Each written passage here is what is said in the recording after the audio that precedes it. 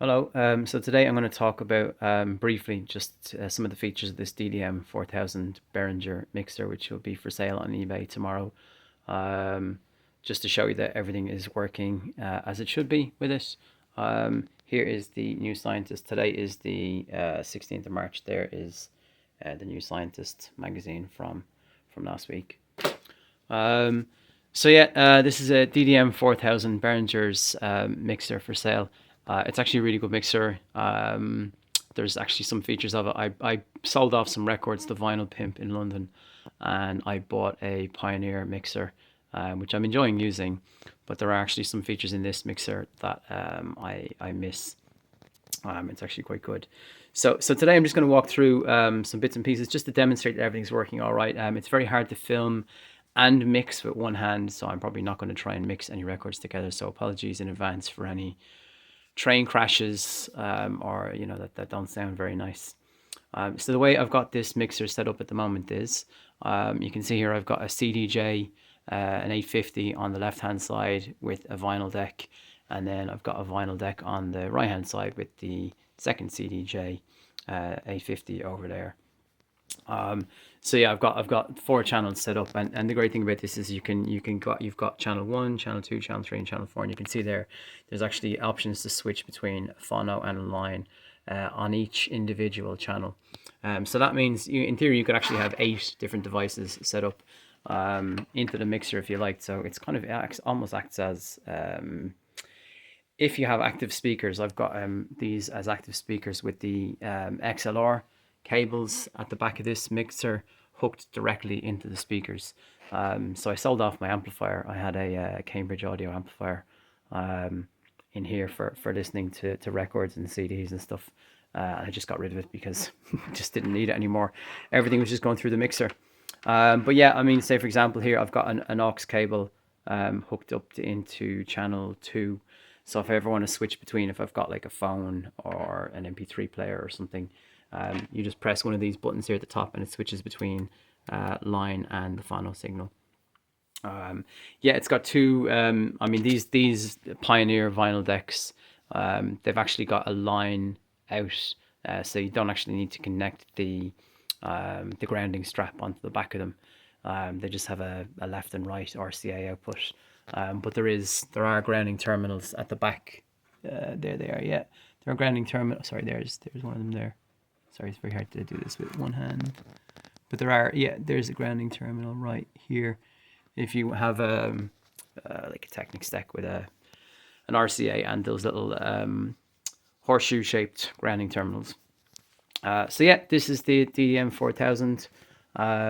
You've got a lot of the usual standard features. You've got the lows, mids, and highs. EQs there. You've got 4 channel faders where you can change the shape of the curve from soft, mid, and sharp. PFL, that's just your headphone signal, and you can obviously put that on the master.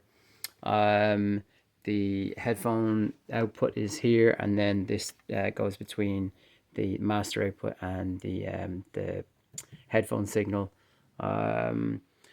So just a few other things about the advanced features of this. You've got kill switches for the low, high, and mid, or full frequency. You've got on the same side. With this here, this A and B, so you can see here these extra buttons is just like so I don't know, most people tend to use the channel faders these days for mixing. When I learned how to DJ about 25 years ago, I just learned how to use the crossfader at the time, so I have grown up using the crossfader. So you may not make use of this, but you can these buttons here assign the crossfader to A or B. So you can see here I've got channel 1 on the A side of the crossfader and channel 2, and then so that the CDJ and the vinyl deck are now assigned to the A side, and the vinyl deck and the CDJ on the right hand side are assigned to B, which are 3 and 4. So they're assigned over there. And then if you want to turn on the crossfader, you just push that button there, and now the crossfader's on. The crossfader's been replaced a few months ago, so it's almost brand new. I haven't used it at all. What else is there?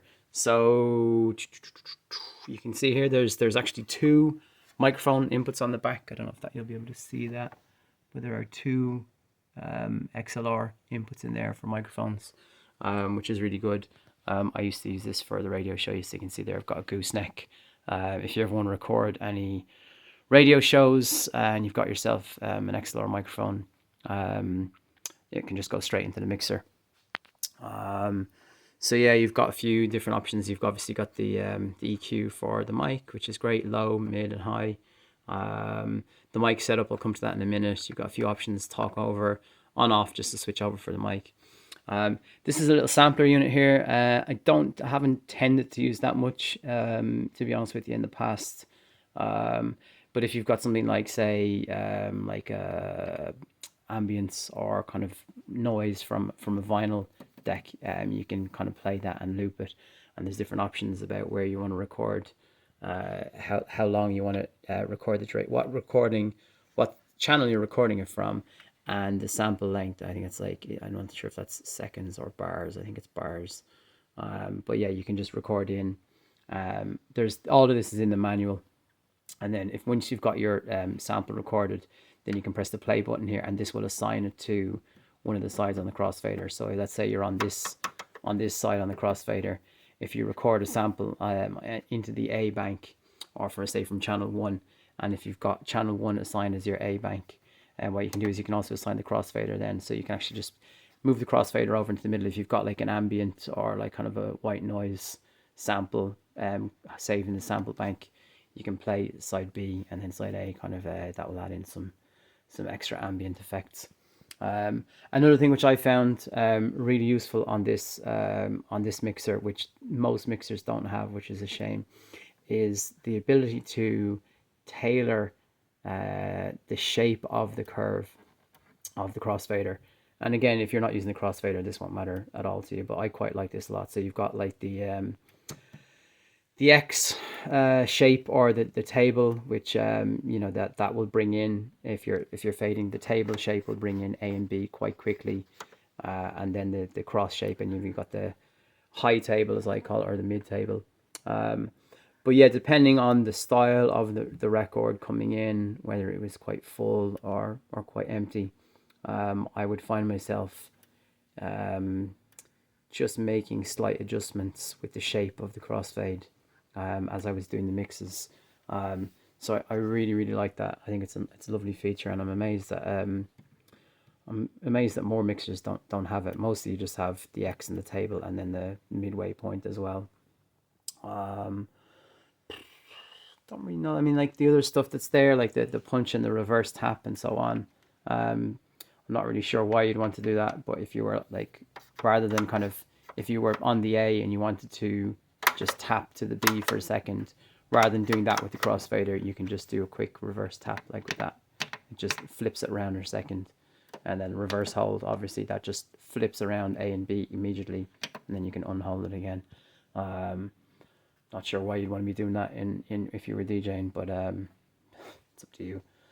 So yeah, the effects. So yeah, I'll just to show you that everything is working with it. I will play. I've got that on there. Yeah, I'll play this one. Whoa, it's a bit loud. Sorry. Oh yeah. So yeah, you just have your channel gains here at the top. Sorry, and then you've got your master output here,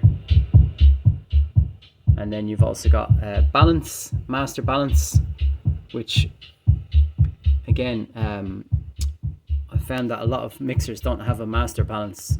Very rare that I have to use it, but it's still nice to have it. And then you've also got a B output on the back of the mixer. Sorry, I'm just going to turn that down a bit.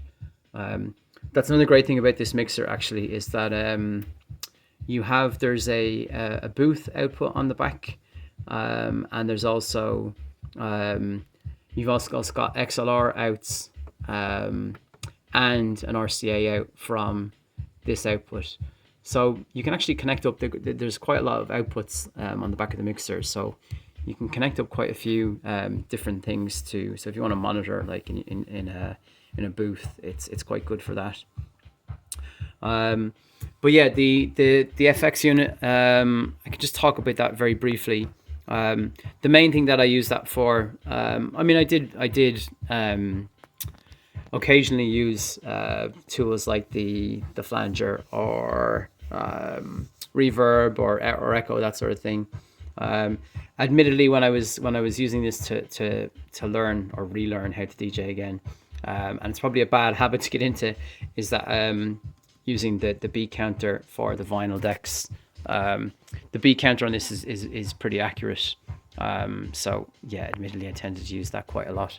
So if you want to assign at the moment, if you look at the display, the effects 1 and effects 2 are both assigned to the master output. And what you can do is down here there's an FX1 assign button. If you click on that, it'll say what channel do you want to assign it to. So you see here, I'm going to put this onto input 2, which is the vinyl deck on the left hand side, and you tap that again, and now it's on input 2. It's just what it's doing is it's reading the last, it's flashing now, so it's not reading anything. And then if it's flashing, it's reading the last input that it had on that channel. So you'll see a change in a minute or two when we start up this vinyl deck. And then the same on this side here. What I'll do is I'll press FX2 assign, and it's saying what input, what channel do you want to assign that to. Sorry, it's this one here. So what I'll do is I'll put that one on number 3, and now the input 3 is controlled by this second effects bank here. So you can do effects on 2 separate channels at the same time, which is good. So yeah, I mean, then if you want to select different effects, if you click on this one here, it says what effect do you want. You just scroll through until you find the one you want. So reverb, cathedral, for example. So yeah, I'll switch that back on. And then when you want to engage it, when you want to engage the cathedral effects for reverb, you just hit the FX on, and that button is flashing, lets you know that the effects is on. I'll show you that in a second. And then for this one, this one's on the flanger. I'll just leave it on the flanger. But yeah, again, if you just press select, you can scroll through. They've got like phaser, delay, echo, pitch, bit crusher, and so on. There's more, and you can apply. There's also up here. You can do the same thing with the microphone. So if you want to assign the microphone effects, you can do the same thing with that. So what did I have this on? So I'm just going to leave this on the flanger for now. Okay, so yeah, so you can see there, that's the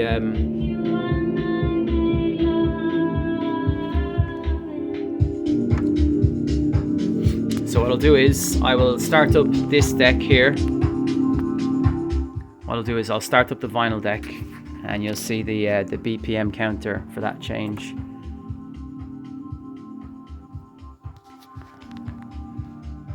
Now it's still flashing, so it's just reading the beats a minute.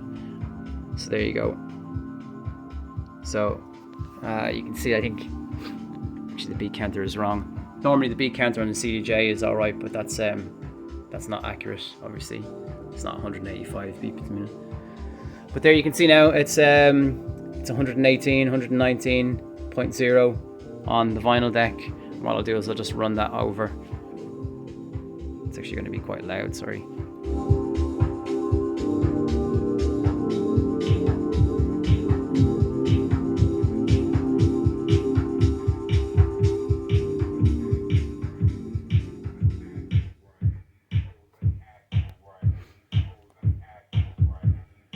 And yeah, as I say, you can change the shape of that. So if I change it to the table, if I just move this a small bit, and you can change that around.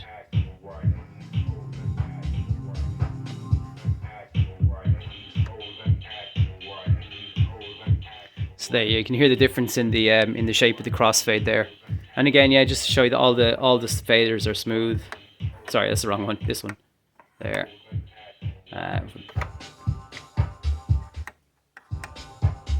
All right. So we'll go back to that one.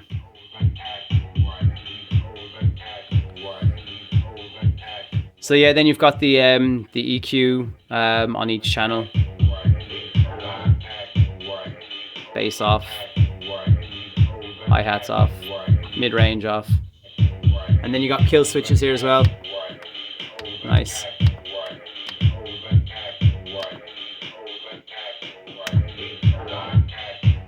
So yeah, I quite like the kill switches here as well. Actually, it's nice just for little things like that.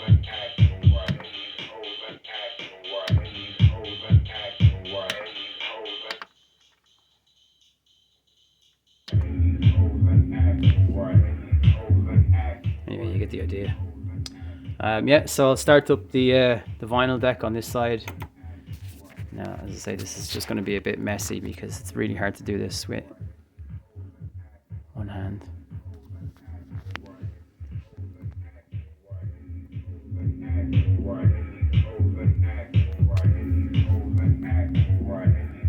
So we give it a minute. So you can see there now, input 2, the BPM counters coming in, it's about 120, settling down 119.9. So again, you can see I've got this one assigned onto the B. I'll just move this over very quickly. Whoops.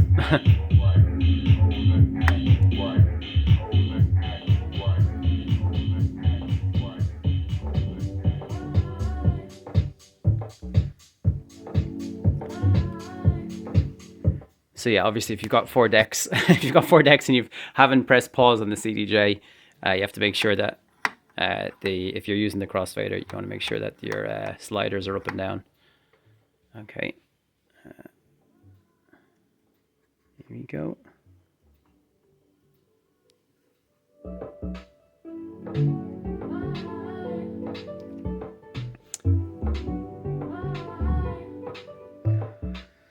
Okay, and then just so that's the second vinyl deck. Everything's working all right with that. Oh yeah, so I want to show you the effects working as well. So yeah, I've got this on Reverb Cathedral. So if I press the effects for that, there's the depth of the effects there.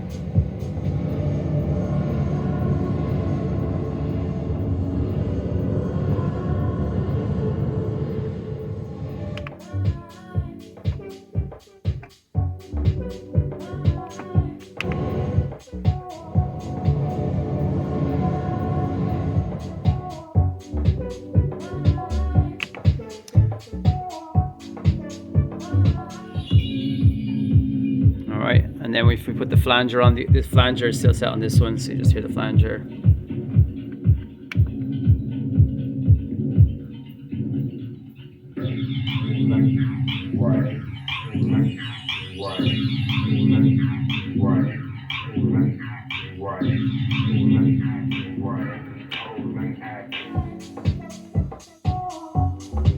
That was actually quite lo-fi, so it's hard to hear the flanger on it, but it is working all right. Yeah, I don't know if you could hear that on the speakers. And yeah, just obviously we've got the second CDJ on this side, so I'll see if I can find something to plug into this one. Here we go. Maybe not. Sorry, I got the auto cue off on this one.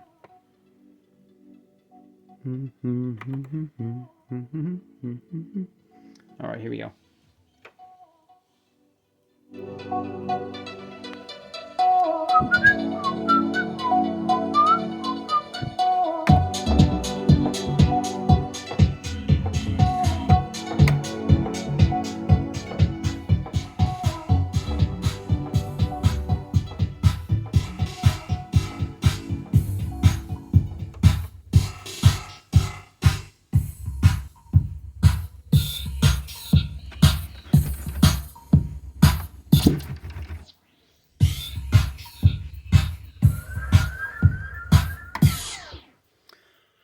Okay, sorry, this is very difficult to do this one-handed. So yeah, that's the Behringer DDM4000. I haven't plugged in a microphone today into the back here, but it is working fine. Both of them are working fine. I'm not going to go through the sampler, but that is working okay. I found that's you just have to kind of think about what way you're going to work it out. I'll have to go back to work in a few minutes. But yeah, everything's working all right with the mixer. It's in good. Oops. It's in good working order. It comes with the manual. It comes with the manual and power cord, and it's all boxed up with styrofoam and protection and all that. So it'll get to you nice and safe. There's no what's it called? No minimum, no reserve on it. So happy bidding with it. I hope you enjoy playing with it and you get as much satisfaction as I did out of it. So thank you and good luck.